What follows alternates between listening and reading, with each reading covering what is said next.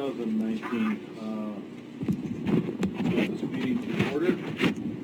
Commissioner Boyce on the phone. JJ is not with us this afternoon. Do we have any amendments to the agenda? I move that we approve the agenda as written. Second, Mr. Chair. Any further discussion? Roll, please. Commissioner Pash. Aye. Commissioner Gold. Aye. Commissioner Boyce. Yes. Motion carried 3-0. All right, moving on to number 3, projects. We have the Curry Watershed Partnership. Ms. Timachek? I think Liesel's going to start us off. We should have already, you guys have the PowerPoint.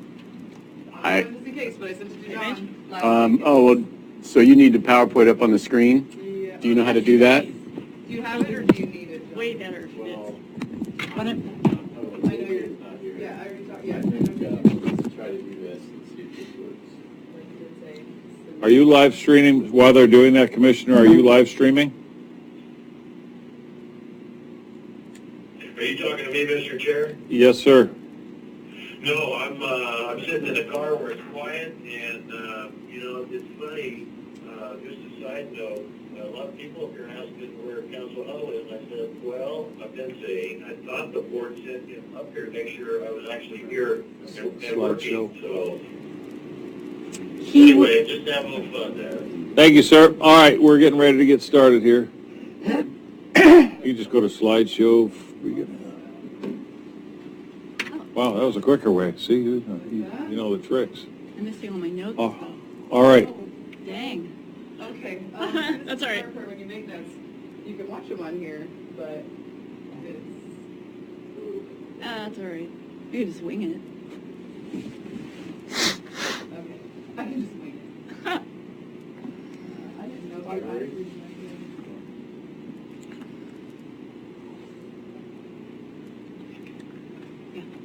And you can use the keyboard there to switch if you want to. Oh. This is how you... Is it the up arrow, down arrow? Yes, I think the side arrows. One of them. Arrows. Ooh, I'm just gonna... Ooh, good. That's good. All right. Got the technical taken care of.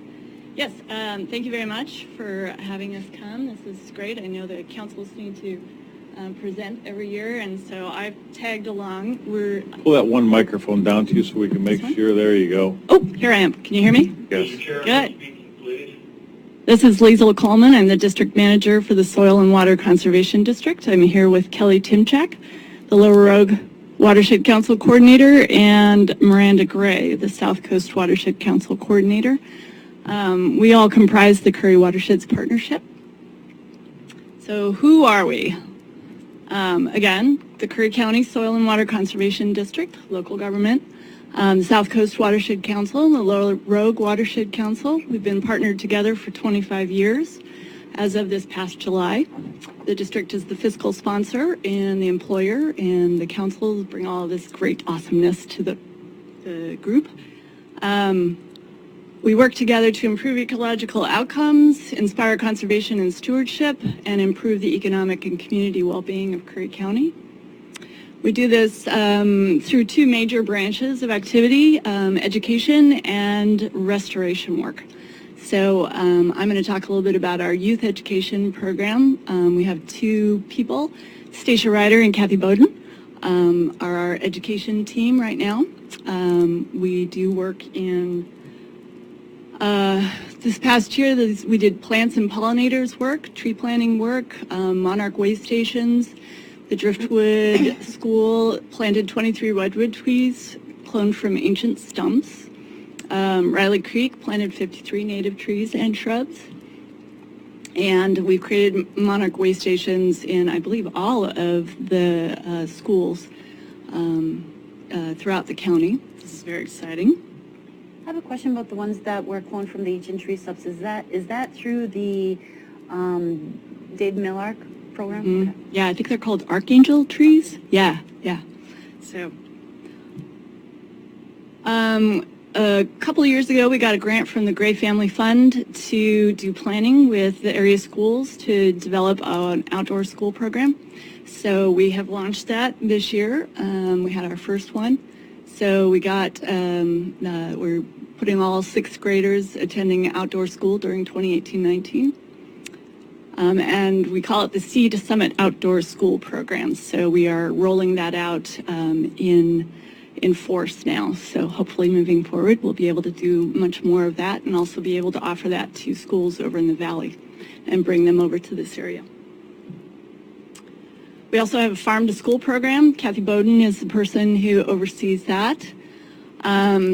This past year, there were 61 garden lessons to 348 Curry kids, 35 health and science lessons to 209 Curry kids, and 39 food lessons to 249 Curry kids. This is a great program. Kids get to go out on farm field tours. They've got school garden programs going on, and they learn all sorts of interesting scientific concepts, and also learn about growing food in our watersheds, how that works in our watersheds, how it impacts our watersheds, and learning about the effects of eating food from far away versus eating food locally. They also get an opportunity to share their understanding with the community, and they go to civic groups and make presentations. They learn about career opportunities. You'll see here on the left, they're meeting an actual honest-to-God fisherman while eating tuna that came from his boat. They also learn about livestock management, and they are learning how to cook. So there's a lot of life skills that we're developing and also exposing to career opportunities. And at the end of the school year up in Driftwood every year, they now do a farm to school dinner. It's been a sellout the last 2 years, and they present all of their what they've learned over the course of the year at that dinner. So is this just elementary schools you go to? Mm-hmm. Okay. Yep. Yeah. I believe it's third through sixth right now. Yeah. I notice a lot of those faces in there come to my ranch all the time for a lot of the same things. Yeah. Ah. I am now going to hand it off to Kelly, the ultimate authority on the Lower Road Council. So thank you. It's a big intro. All right, thanks for having us here today. I appreciate it. So she said earlier that we have an education and a restoration arm. That's sort of our big broad categories, and there are a lot of things that fit under restoration, like monitoring and riparian work, fish passage, all these sort of things fit in that arm. So I just wanted to quickly touch on some of the things we've done in the Lower Rogue over the last year, and a lot of that has to do with monitoring fisheries and also other aquatic species in our watershed. So one thing we do each year is we'll put smolt traps. That's the trap on the left there, and that's what we're looking at. Anything that's out migrating. Generally, we're looking for like coho and salmonids that are in the system, but we find all sorts of things. So that's a yellow-legged frog there. That's a species of concern in Oregon. And then also a giant Pacific salamander is there in my hand, a little one. And then this is a big fat coho. He's just heading out to the ocean. You can see with his really bright silver color. And these are all just out of Curry Creek, which is a creek that's just right up Jerry's Flat. It's a ditch, basically. It's amazing. And so what we use this information for is it leads us to restoration projects. So this was an area where we had a culvert that was overtopping, and it was creating some impact in this large wetland area. And so through the information, then we ended up doing a culvert restoration project. So we took the culvert out. Fortunately, the landowner didn't actually even want anything back in, so we were able to totally pull that in general. And then we'll use same information like this. I'll go back and trap again next April, and we'll see the impact. We'll kind of follow the effectiveness of the culvert, see if there's more numbers or not of fish there. And let's see here. I'm in control, aren't I? And the other thing we kind of are looking at going in the future is looking at macroinvertebrates. If you guys don't know the little bitty bugs that live in the river, in the creeks, that's what most of the fish are eating. And so macros can also tell you a lot about the health of a stream. And so we can do that in a really inexpensive way by going out and collecting macroinvertebrates, sending them off, and then you kind of get this list of what's in there, and it will tell you about the health of your stream, whether temperatures are good, whether there's nutrients, chemicals, all those sort of things.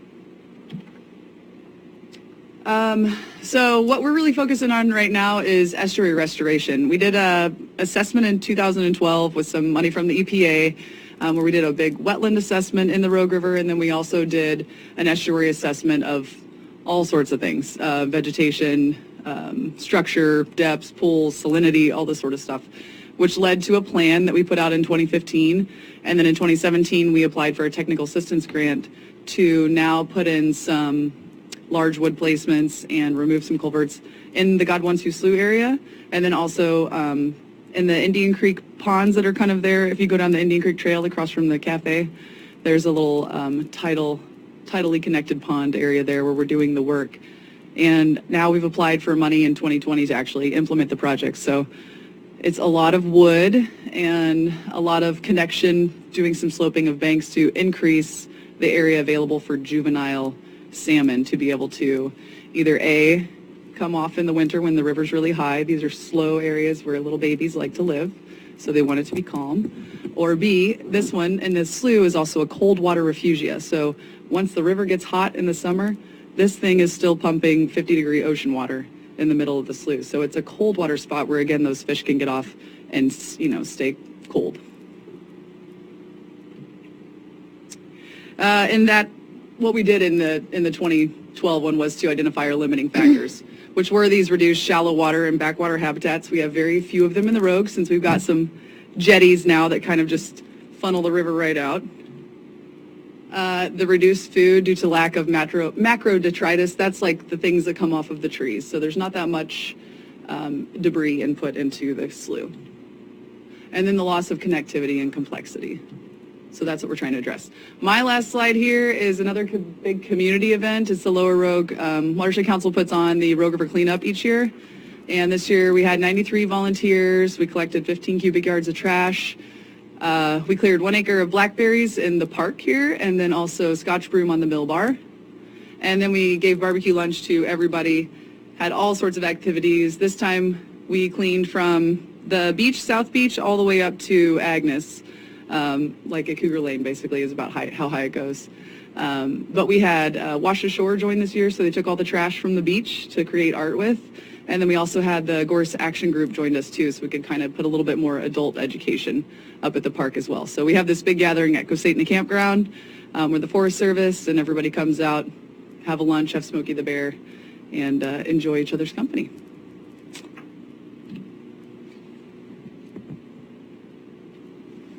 Good afternoon. Thank you all for having us. I am Miranda Gray. I'm the coordinator for the South Coast Watershed Council, which is all of the coastal estuaries, or watersheds, south of Bandon and all the way to the Winchuck River, but excluding the Lower Rogue watershed. So a large amount of the restoration work that the council implemented this year was part of the strategic action plan for coho salmon recovery on the Elk River. This was many years in the making, but it was just published this year, and it's available on our website at currywatersheds.org. These larger watershed scale efforts are a good way to gain momentum within a single watershed around this unifying objective to help us leverage resources and generally accomplish more within a watershed. But the projects that are being implemented are similar to the types of restoration that we do countywide. So we did a few of those projects this summer, and we'll be implementing more in the next 2 or 3 years. Other efforts across our service area, the council sat on a governor's response team after the Chetco bar fire, and one of the priorities that was identified there was sediment abatement on the burned lands. So we completed a field assessment this summer, inventorying streams in those burned areas and identifying areas that we will likely be putting large wood to trap sediment next summer. And then also just using that as an opportunity to make recommendations for how the council can be more effective at responding to private landowner needs post-fire in the future. We also completed this habitat restoration at Salmon Run Golf Course in Brookings. So this is looking at an old road crossing over Jack Creek, which is an important tributary to the Chetco River. We pulled that road crossing and restored more natural flow to that creek. And we've continued maintenance and monitoring at Sullivan Gulch in the Sixes estuary on Cape Blanco State Park. This is one of our larger restoration projects. And we continue to maintain it, to adaptively manage for those restoration objectives, but also to understand how effective our common types of restoration actions actually are. And then, similar to the Rogue River cleanup event, we sponsored this annual Cherish the Chetco event in September with multiple other partners, but we had about 50 volunteers, 20 of which floated the river on kayaks and picked up trash in some more inaccessible places. We had, I think, 8 other community partners help with shuttles and picking up trash in some of the bigger river bars, and then we had this great locally sourced lunch afterwards. I'm going to talk a bit now about some of the efforts that span the partnership and not just the council. So the partnership sits on this Gorse Action Group, GAG, to manage gorse across the South Coast region. We, as a partnership, are focused heavily in the Brookings Harbor area, and it's also a large component of those Sixes and Elk River plans that I mentioned earlier, or the Elk River plan. But our tactic is really to focus on these outlier sites so that we can prevent larger infestations. We visited about 100 outlier sites this year, which was an equivalent of 10 acres visited and treated. And then second to gorse on our major weed offender list is Jubata grass, which is, you might know more commonly as pampas grass. It spreads really quickly. And it's also an extreme fire hazard, so it's high up there on our radar. Brookings Harbor is heavily invested in also controlling Jubata grass, so we've been working down there. It's, I would say, doesn't quite have the disdain as gorse, so awareness is also a major component of control.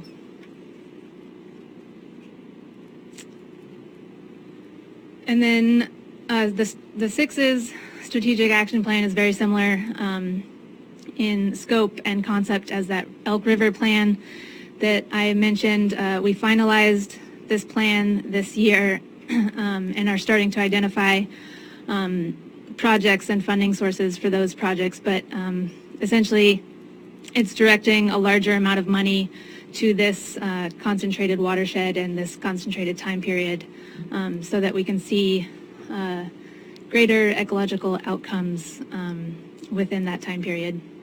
And I'll also just use this slide as an opportunity to mention the Pistol River strategic plan that is very much in its infancy, but some of you heard about that this morning during public testimony during the public hearing. That is another concentrated effort within the Pistol River watershed that's likely going to pick up a lot of momentum in the next year.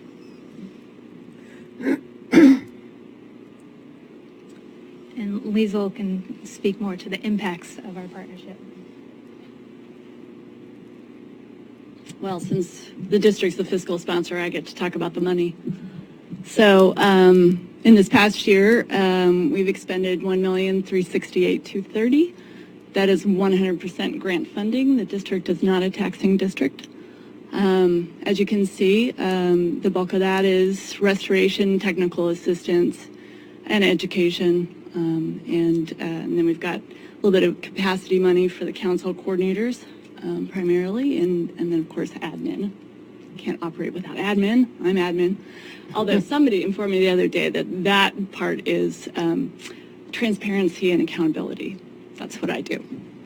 So, yeah. How much is admin? 15,000 or 100,000? 156. Yeah, so we run at about 12%. 14%, yeah, 12%, yeah, kind of bounce around in there. Roughly 12%. Yeah. I'm good with numbers too. These are good numbers. Well, I was just checking on you. Just checking. Anyway, and one of the other great impacts is we've gained state recognition, and so I was actually invited to go to Washington, D.C. this past spring with the executive director of OWEB. You'll see her over here on the left-hand photo. I was invited to go and talk about primarily the Pacific Coast Salmon Recovery Fund that is available to Oregon, California, Washington, Idaho, and Alaska. And OWEB applies for those funds every biennium, and they use that to match to their state lottery dollars and expand the reach of restoration. So we went and we visited 6 different congressional delegates, talked to aides there, and then we also met with agency heads from 7 federal partnerships, NOAA, NRCS, U.S. Fish and Wildlife Service. I've kind of lost track. It's all in my notes. Yeah, but it was so much talking and so much walking, and it was completely fascinating. And I'm just so grateful for all of these partners. And it was wonderful to be able to share with them, like, how important this is to our area. I brought the local perspective by talking about the Sullivan Gulch project primarily, and a little bit about the Lower Rogue Slough work that's going on. And so it was really nice to be able to share a little bit about how that money that everybody's, voting for is actually going on the ground and what that looks like. So I showed him lots of great pictures of little tree tubes. So that was super cool. And I know beyond a shadow of a doubt that it's our reputation as a partnership that garnered that invitation. So coming up in 2020, Rogue Estuary Restoration, as Kelly mentioned, Pistol River Outreach and Assessment. We've applied for funding to do a hydraulic modeling of Pistol River to inform future decisions about activities down there. Chocobar sediment abatement, as Miranda talked about. More outdoor school, yay! And we're also going to be doing some work on our public communication strategy. We've kind of been hiding in the background, not really talking about ourselves a lot, except to you all once a year. So we want to get better about letting people know. We don't want to be the best kept secret anymore. So that's us. Well, I have a couple of questions I'd like to ask. First of all, you mentioned the coho, and they're pretty, in my opinion, getting to be pretty endangered almost. Has there been anyone looked at like Lake Flores? Because I understand that used to be a perfect breeding grounds for coho, bringing that back to a breeding grounds for coho, because that lake was always, from what I've been told by people that have lived there all their lives, a great place for that years past. You have to come up to the mic, sorry. Has to be on the record. That's right. So the question is if there's been any work done at Flores Lake and maybe the Flores Creek watershed more broadly. But yeah, the council actually has an active project going with the town of Langlois to do some restoration actions on Flores Creek, not Flores Lake necessarily. And we have historically done a lot of work down in the Flores Lake main stem and down on New River. It's been kind of a tough system to work on, and not all of our restoration actions have taken hold.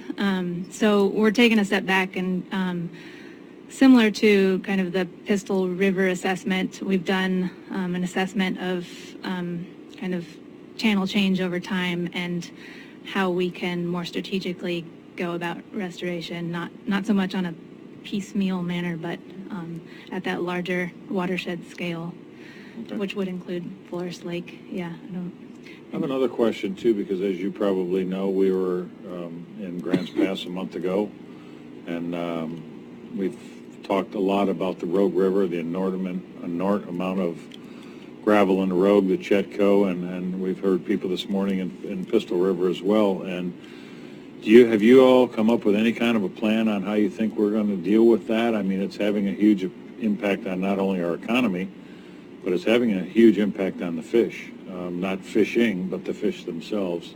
ODF&W has verified that, and we are waiting for an answer from the Corps of Engineers on that. But has there been any talk amongst yourselves about that and how we're going to deal with, the rivers?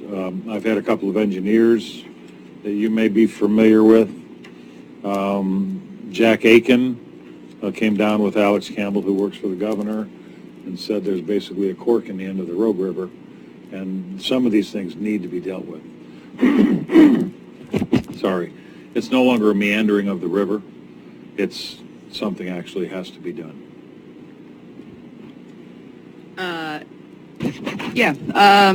We've talked a little bit about where our place is in these types of decisions. We've certainly talked about that. We're not sure if we're more of a convener and an educator in these situations, or helping to put information out also, any scientific information that's collected, things like that.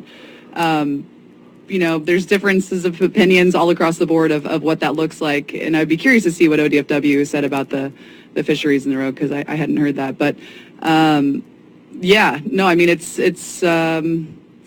just think we're not really sure where we're going to be on it yet. We've certainly have talked about it at the Watershed Council level, and we're interacting with Frank and those guys too to chat about it. But I would just highly suggest that we really, like the Pistol, like the Floras, these are really big systems and very intricate. So I would beg that we would need to understand them a little bit more before we make any big decisions about what it is. But make sure that we understand all the facts, all the impacts. And try and look at it as a community, how we can do better at it. Would you agree that you're seeing dwindling numbers? And I know the hatchery has had some significant problems. I believe they lost about 30% of this year's smolt. Talking about Lost Creek? Yes, Lost Yeah. Creek. So, but anyway, because of the gravel, because of the temperatures warming, those kind of things, have you seen numbers declining? Wow. Yeah, go for it. 'Tis the season. No, I personally haven't seen it, and from my interactions with the ODFW office here in Gold Beach as well, and looking at the numbers and looking at historic numbers and the way that fish cycle, this was a lower year. I don't think that's a telltale sign of what's going on. But again, this is my opinion, Commissioner Pash, so. Thank you. Yep, thank you. That's all I had. Nope, I'm good. Boyce, you have anything? Thank you, Mr. Chair. If we could, just rewind back a little bit to the discussion of the Oregon Water Enhancement Board and how they get their funds. And I couldn't hear real well, but region of California, I think, Oregon, Washington, Idaho, and Alaska, but just how that, just a little more detail if we could on how that works on the one-to-one match. And that's real important for Texas County, hopefully within a couple months. Oh boy, I'm gonna have to go back to May and remember all of the details on this. Yes, the funds come as a result of the treaties with the Native Americans, and it's part of the U.S. Requirement to maintain the fisheries. So these federal funds are allocated to be used for restoration work that benefits the fisheries in those 5 states. And it used to be that there was a specific amount awarded to each state, but it has become a competitive process as well, although there's still a certain amount that's kind of identified for each state. So every biennium, the states apply for money, and they show what they've been doing with the money in the past, and kind of give an idea of what they hope to do with it in the future. And OWEB, of course, being the big salmon agency in the state, is the one that applies there. So I think, did I answer your question, Commissioner Boyce? Thank you. Very helpful. Remind me the official title of that process, if you can. It's the Pacific Coast Salmon Recovery Fund, and NOAA is the federal agency that's responsible for that. Well, until you mentioned Noah, I was doing really good. No, kidding. But thank you. That's the title I remember, but I couldn't quite pull it up there. Much appreciated. Yep. Hey, Court, this is Kelly. Those are also those OWEB dollars. That's the same place that we're getting some of that, the Rogue Basin's getting that FIP money for the fire management, fuel breaks, those sort of things. Yes, and Yep. I was going to reference that, but I was pretty sure that was the case in the past. So, Kelly, thank you very much. That's also equally helpful. All right, anything else? Nope. Thank you all. Thank you. Yeah, thank you, guys.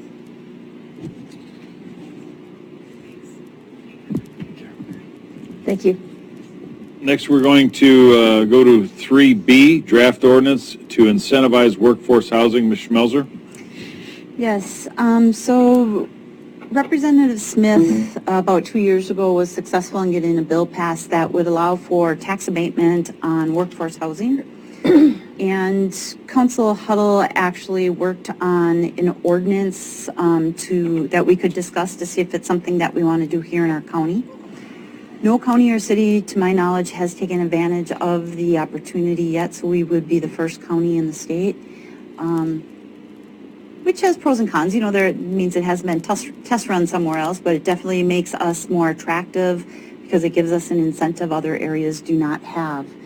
Council Huddle did put together the draft. You do have my comments on it in red. My comments were minor. It was basically, should we have consistent definitions that the state uses, and should it apply to ADUs and things of that nature. But I think before we get into Assessor Colin had some comments as well that you received.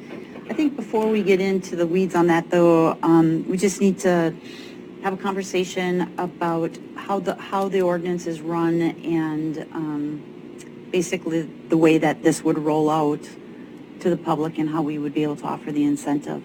I can lead that conversation unless Council Huddle, unless you would want to lead that conversation. Oh, I don't need to. I really Okay. just, again, tried to model this after, I did a lot of cutting and pasting of the language from the statute, and then, just put it in our ordinance form.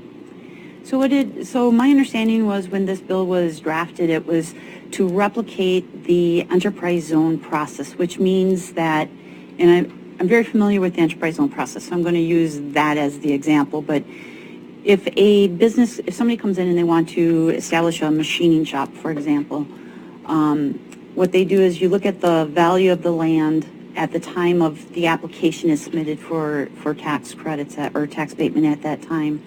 And then you look at, let's say you're eligible for the tax abatement for 7 years. So you would look at what is the value of that property when it's first, when the application is made versus 7 years at the end of the program. And it does not assess any taxes in the interim between that point. So what you have to do is the taxing districts have to agree to forego those taxes during that period. Yes, they're not getting taxes as the project is commencing. However, at the end of the period of time, they get taxes on something that is developed. And it's the same way with the workforce housing. We have properties right now which are not being developed at all and may not be developed. So what the districts are getting on that property stays relatively stagnant. With this, it would incentivize somebody to take that property and actually develop it and then have those taxes abated until the project is done. So usually when I see these type of programs, special districts have concerns or questions, but when they realize in the long run it gives them something that they're going to be receiving more money from in the end, they usually come around and support it. I have not heard any comments either for or against the proposal that we're discussing today. It is something that we'd want to make sure that if the board decides to go ahead with it, something we'd want to make sure our special districts are aware of. And they do get to weigh in on an application, so you don't just roll it out. When somebody applies for this, we still have to notify the districts. So you said it's not being used in the state at all at this point in time. I know it is being used or something similar in California, and that's how the Tolowa were able to build the low-income housing they were able to do there down in Smith River. So That makes sense, sure. I think it could be a win, Well, I a know. long-term win. I know that, as I explained in our meeting earlier today, you know, I'm having conversations with the city of Brookings on some property down there and how we can get it developed and the amount of housing that could go in there. We also have another property up in the Gold Beach area where we've been discussing with somebody about a substantial amount of housing that could go in there. So it really, you know, there's definitely some benefits to the community. This ordinance here would apply to the unincorporated areas. Most of the housing that would benefit this would be in an incorporated area, so after we adopt it, hopefully the cities would adopt it as well. But we would certainly help them through that process because it is a new process in the state of Oregon.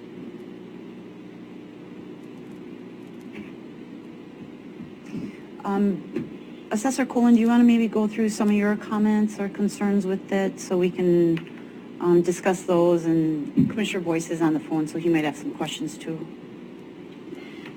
Sure, thank you. Jim Cullen, County Assessor. My biggest concern with this is the way that it's written up. It seems to put the responsibility for administering the exemption on the county assessor, when really, I would say, I don't know if you had the opportunity to look at my comments, but I would say that this exemption is a task-heavy exemption for the county or city governing bodies. Almost everything in the House bill is pointed at the county or city governing bodies, and there's really only 3 references to the assessor that I could see. So, one, you have to approve an ordinance with definitions and then come up with an application for exemption.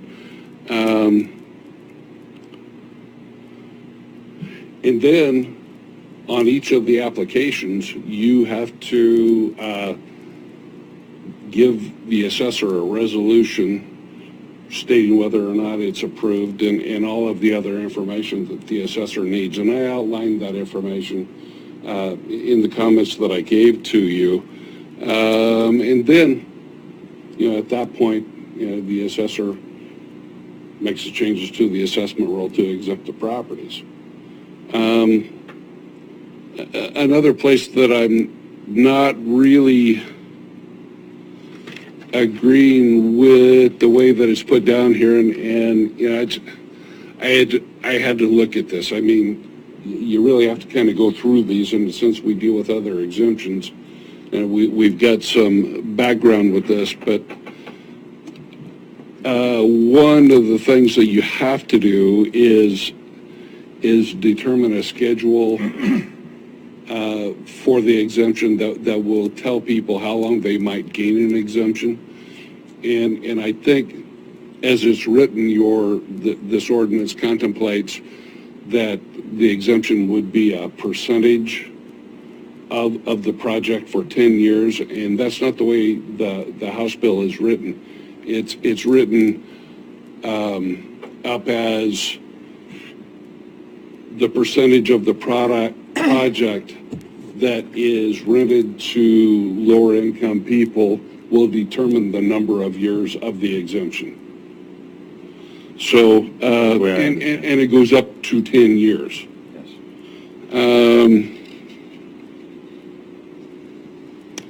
Since this will be a Board of Commissioners exemption and it'll be up to your approval, I think that the application should be available at the County Commissioner's office and on the County Commissioner's website.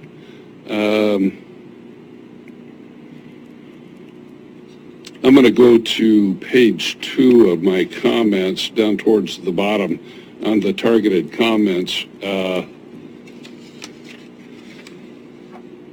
My second comment that there says section 8.04 8.040 subsection 4, this section should be relabeled not just subsection 4, but subsection 4 sub A. I don't know if that's the way you actually put that in legalese, but I think you also need to add a section 4B that says what my comment has there. I mean, that's really, that wording is taken pretty much directly out of the House bill itself.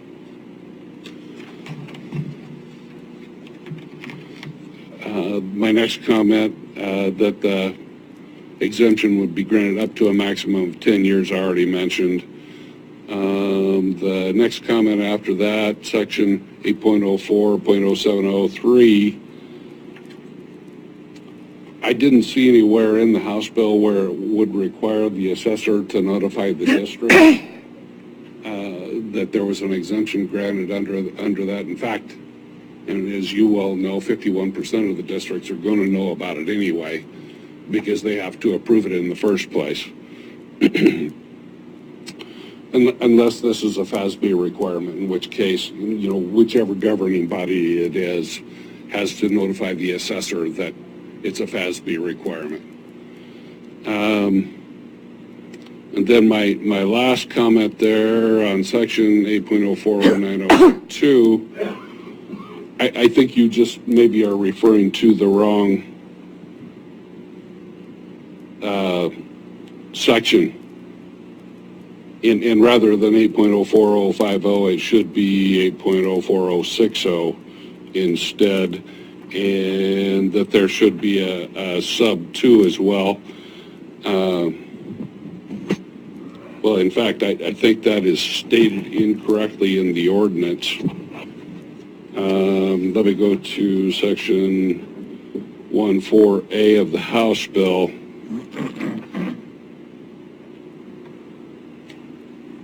Which is what I mentioned before, that this isn't a number of years exemption, it's a percentage of the complex or percentage of the value exemption for 10 years. Some of this stuff is probably not real easy to get across to you just in a workshop unless you've been through this and really taken a look at my comments. But the main thing is, if you do an ordinance for this, just according to the House bill, this is a task-heavy ordinance for the county commissioners or the city governing bodies.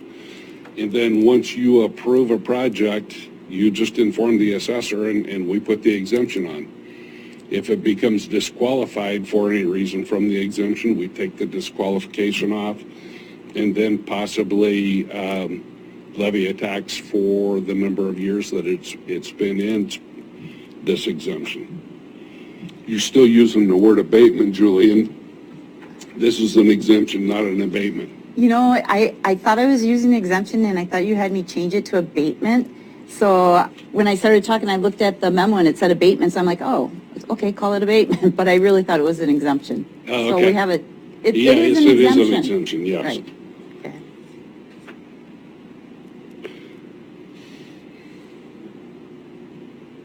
We'll make sure we get that right on the next time we bring this forward. That's the basics of my comments, unless you have any questions about any of this that I have here. I mean, I know that there's a lot more notes there, and if I actually go to the draft copy of your ordinance, I've got even more notes there, but I'd be happy to work with whomever to get the wording right. I'm just kind of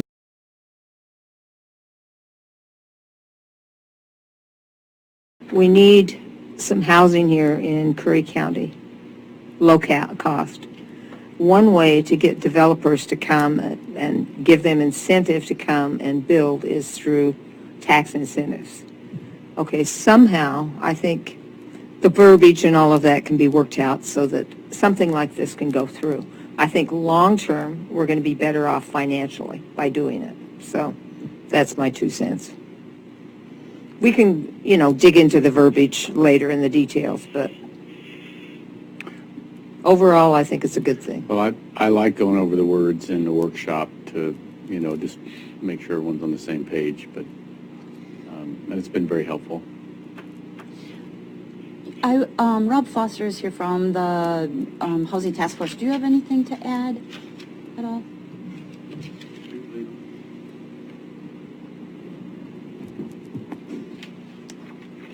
Hi, Rob Foster, the Curry Housing Task Force. My main comments were just to say that we're encouraged to see the county continue to tackle workforce housing. As Commissioner Gold just mentioned, workforce housing in particular is a tough nut to crack because of making it, there's not the programs available to people in the workforce housing category that there are for people in the affordable supportive category as far as supplements to their housing costs, that kind of thing.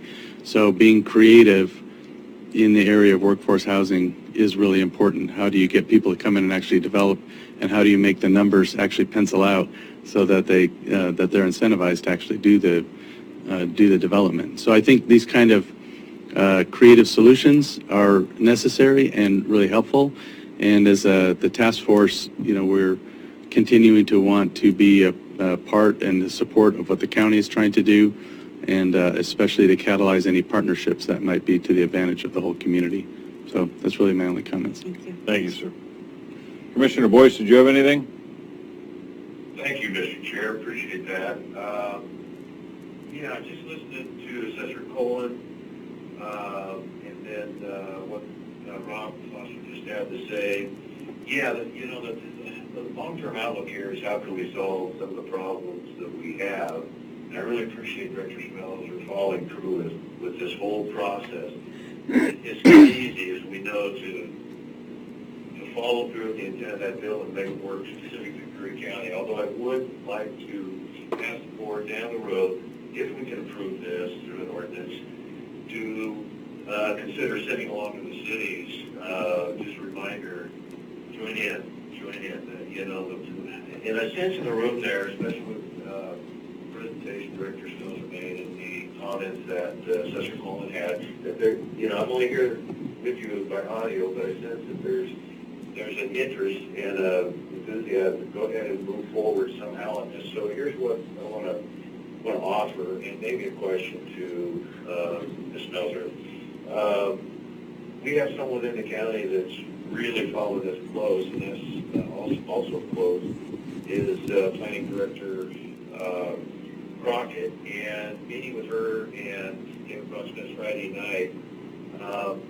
Director Smelter, they had a lot of comments and different, and not specific so much this bill, but other bills that could come down through the legislature that could help just particular rural counties. Director Smelter, if we have that bill and we could amend it or refine it, would it make your job easier? Would it make more sense to you? Would it answer some of Assessor Coleman's concerns, clarification, et cetera, if we were to kind of go in that direction and try and maybe we can refine that bill? And it would be, the bottom line again is we need incentives for people to offer homes to people through the landlord process. So is there a way you might want to recommend that we try and at least consider refining that? That's a loaded question. It's really hard to tell legislators whether. I'll leave it at this. I think most bills have room for improvement on them. I think we learn as we go through them. I think it has been a challenge to work with. I'm grateful Council Huddle was able to dig in and put together the draft that we have. I think we're not going to know exactly what improvements need to be made to it until we actually work through the entire process. I would say that if the board's okay with it, there's some questions I have that I'd like direction from the board today on, and then if they're okay with it, I'd be willing to sit with Council Huddle and Assessor Colin and even perhaps Mr. Foster and refine it a little bit so we have something that we can bring forward for a first reading. Can you, if I may, Mr. Chair? Yes. Can you address Assessor Bones' concerns? How he already mentioned have that application on the county website. Make it part of the board's responsibility. Have people apply there. What's your thoughts on that? And I'm not talking to Mr. Cohen about this, but I wonder if there's a way to make it simpler, better, etc. Well, I can answer that. So normally this would go to your housing coordinator or housing person. We don't have that. I guess the application could go to, I hate to say it, the Economic Development Coordinator, since it's for workforce housing, and the application could start there, and then it could get routed out where it needs to go from that point. Okay, so if we do get that, thanks for bringing up the housing coordinator position, it looks like we're going to have it be combined for Coos and Curry County. So do you see that as a good approach, or if that person was in Coos County 3 days a week, Curry County 2 days a week, I mean, would that be workable if we wanted to do the housing coordinator staff? Well, I think it would work. I would think it would work provided that person knows enough about all the programs available in each of the counties.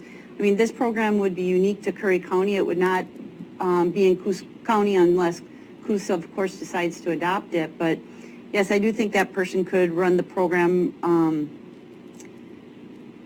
I think it's a lot. One of the challenges I see is when you have people that don't work for the county actually trying to maneuver the county process, sometimes they end up creating an awful lot of work for county employees. And I'm just trying to think, for example, working with the special districts. They don't have access to that data, so now they're relying on the assessor or the treasurer or someone else to get them that data. They're constantly asking them for updated data. Sometimes that's easier to actually have that in-house, some of those processes. Well, you and I are certainly in agreement there, but I think I'm reasonable confident that through Neighbor Works Out Well, we're going to have a combined housing coordinator that is going to be funded through that organization. And, my vision, and I'm not being overly optimistic, but I think it's a legitimate, strong possibility. I think we would, set up 2 days a week to have potential property owners come in and visit the county and say, hey, here's the 2 days a week that you can apply and get all the information you need, plus our website. So hopefully that's something that will be workable in the future and fairly the near future. I do think that the matter of who receives the application is actually very minor at this point. That's something we can easily work through, and of course if there is somebody hired for that position, we can certainly transfer things at that time. There's some bigger questions I think we need answered first, and that is, how the program applies. For example, when we're looking at workforce housing, would it include such things as managers' quarters? Would it include such things as ADUs and things of that nature? Those are some of the questions that I have concerns about with the ordinance and the direction we want to go. I mean, staff could write it the way they want it, they think it should go. I just don't want to be redoing it a couple times. I'd rather have the direction up front. Well, very good. I'm going to, if I may, Mr. Chair, thank you again for recognizing me, and I've got another meeting. Please excuse me hanging up here. Thank you all for putting up with me on the phone today. Thank you, Commissioner. David Barnes, public comment? Yes, thank you, Commissioner David Barnes. I'm hearing an awful lot of work going into this, but the Board of Commissioners does not have final say on this. Final say is granted by 51 cents on every tax dollar that comes in, districts that combine to give you that. Have you sent out a questionnaire to the districts whether they would be favorable for this? I noticed there's no mechanism by how a district decides whether it agrees to grant this exemption. From what I've seen, it appears to be on each individual property they would have to vote on it, but I'd be curious to know up front whether the school in Gold Beach would be willing to give up all of the additional tax money. They're going to get additional students from this. Would they be willing to give up the additional tax money that goes along with it? And before you spend a whole lot of more time, I would think that would be the first question that would need to be answered. I can answer that. So, no, we have not. What we want to do is know what we want to ask them first. And at this point, we don't know what we want to ask them because we don't know, will it apply to managers' quarters? Will it apply to ADUs? Will it apply to tenants? Will it apply to people that lease their property? Or is it just for owner-occupied properties? So I think we need to have our ducks in a row before we go to the special districts and actually ask them for their support. Because I think it would be we'd be going to, 42 special districts without a uniform message to all of them. I'd rather know exactly what we're going to ask and then go out and have the workshop with them and share that information. Okay, all right, I think that okay, I just advise doing it early in the process so you don't find out a month and a half from now after you've put in hundreds of hours of time on it that all of the schools say no. And you're not going to get your 51%, your 51 cents, no matter what happens. So it just, that's the way it's written. That's the way the bill out of Salem is written. So, I'm just want to voice my concern about that. Sure. My understanding is the way it's written that it's 51% of the taxing districts. So if a developer is proposing a project on parcel A, you look at the districts that cover that parcel, and half of those districts have to agree to it. No, That's the way I believe our ordinance is written. The ordinance But may we be can written check that on way, but the 2373 is written that it's 51 cents of the taxing dollar, not 51% of your if you have 7 districts control my house, 4 of them voting yes, don't win. It's 4 of them whose combined payment is 51 cents of every tax dollar. And we can look at that closer, and that may be one of those amendments that Commissioner Boyce was asking about. Because if the intent was to replicate the existing tax incentive program that's out there for business, it would be 51% of the taxing districts, not the actual dollar. So we can check into that. Yeah, I didn't bring it with me, but I'm certain that that's the way it is written. I know you've brought that up before, so that's a great reminder for us to check that out. Okay, thank you. Thanks. Commissioner Golden, you have something else? I was just going to say those properties, when they're not making much tax right now because they're undeveloped. And it's going to take a while to get them developed. So that's why I think it could be a plus. But David's got some good points about. I know it's very common for cities and counties to offer incentives to business to come in and build in their areas. Mr. Colin was actually reading it as I walked past. It says, when combined with the rate of taxation equals 51% or more of the total combined rate of taxation on the eligible rental property. And it does specify it's for rental only. Right. I mean, that's right in the bill. It says eligible rental property means newly or rehabilitated or constructed multi-unit rental housing. So that's what that is. But then, yeah, the 51% or more of the total combined rate of taxation on the eligible rental property is what's in the 2377. And then if you go down to when we say people will qualify, like I said, we 51% or more of the total combined rate of taxation on the eligible rental property. Again, I really just tried to cut and paste the words from the 2377 as much as possible. So I think the formulas in our ordinance mirror the language of the 2377. So. But Assessor Colin's point, I think, if I'm not mistaken, and when I drafted this ordinance, I borrowed from some Department of Revenue materials, and then around here I was trying to figure out who would process these applications, and I thought, well, if Department of Revenue processes tax-exempt applications for the state, then the assessor is more or less our Department of Revenue, and so I thought he would process the applications. However, he did point out to me that in subsection 2, sub 5 of or section 2, subsection 5 of the actual 2377, it says, if the property qualifies for the exemption after looking at the application and the application meets the requirements, the governing body shall adopt a resolution approving the application and notify the assessor. So what Assessor Colin pointed out to me is really he is taking direction from the governing body, so it doesn't necessarily make sense that he make the decision and present it to him. he is on the receiving end, not the processing end, was kind of the conversation we had. So, yeah, then it comes down to who does it, and would it be our housing coordinator, would it be our economic development director, since this is an economic development related item, even though it's also a housing related item. So, right, who around here will do the application, the processing, and whatnot? So is there some provision in there, a number of years or whatever, that those units, whatever are built, can then become owner instead of rentals? Because I know down in California, that's what they do. I think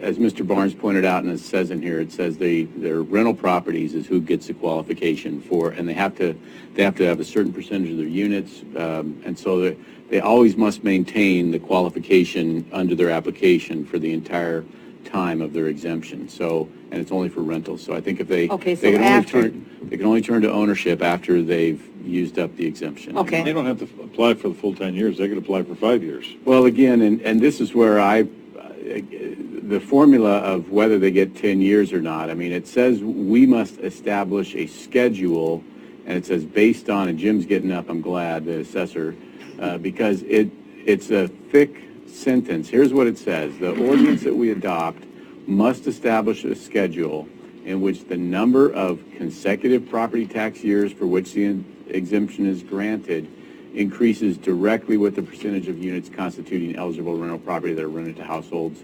So we have to come up with a formula to say if you have, 20% of your units that are at or below 120% of the median income, then you get 10 years. If you have 7%, you get one. I don't know. Is that?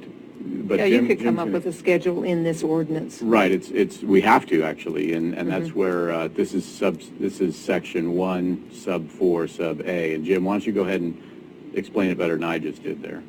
I'm not sure I'll explain it better than you did, but I mean, let's take I understood what he was let's saying. take an example, multi-unit apartment complex, say it's got 10 units, and let's say it's got 3 units that qualify for this program. Then my reading of this would mean that, so that's 30%. 30% of the 10 years is 3 years. My reading of that is the whole complex would be exempt for 3 years. Not just those units? Not just those units.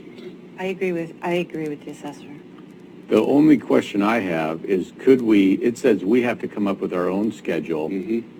Could we say, 1 unit gives you 3 years, 2 units gives you 6 years, and Just 3 like units. you said, you come up with your own schedule. Right. So I'm wondering if we could say 1 unit, as long as you have 1 unit, your whole project gets 10 years exemption. And then someone else also had a question, and whether because this law sunsets in 2027, and we're already at, we're within a 10-year period there, so we couldn't give a 10-year exemption.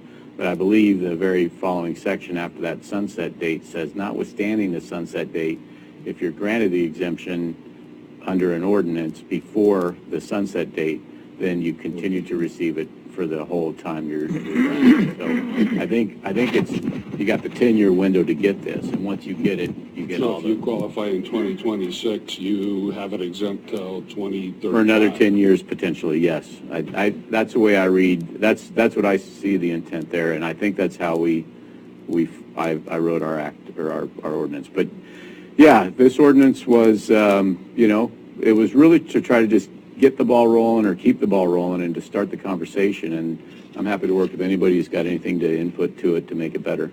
Commissioner Gold? I think when we set up the schedule, I think we'd be doing better using percentages of low-income rentals, simply because if you had someone who built, say, a 100-unit place where there were 100 units, and they put in 1, and you give them 3 years for the 1 on the whole thing, I think it would be better doing percents. Yeah, that's kind of an exception you can drive a truck through, isn't it? They're getting a big tax break for only giving 1 unit, yeah.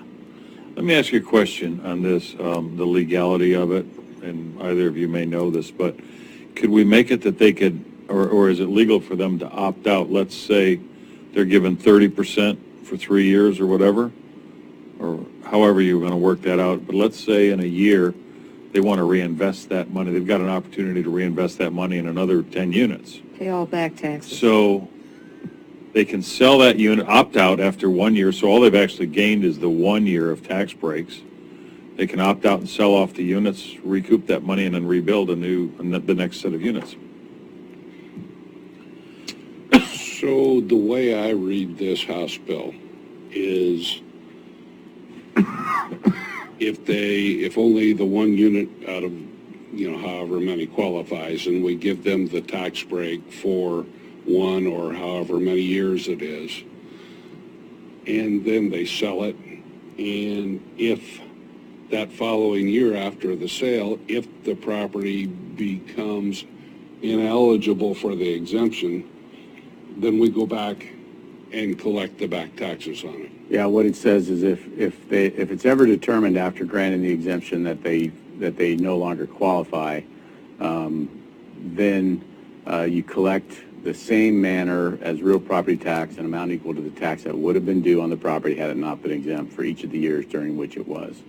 And then it also says the assessment tax rolls shall show a potential additional tax liability for each eligible rental property granted. But I think language is coming straight out of the statutes. Yep. For like farm and forest land you bet. special. Yep. So anyhow, but I still think a person who gets this could sell the property to someone else, but the buyer then would just be making the choice whether they want to continue with the exemption or just pay the back taxes. Yeah.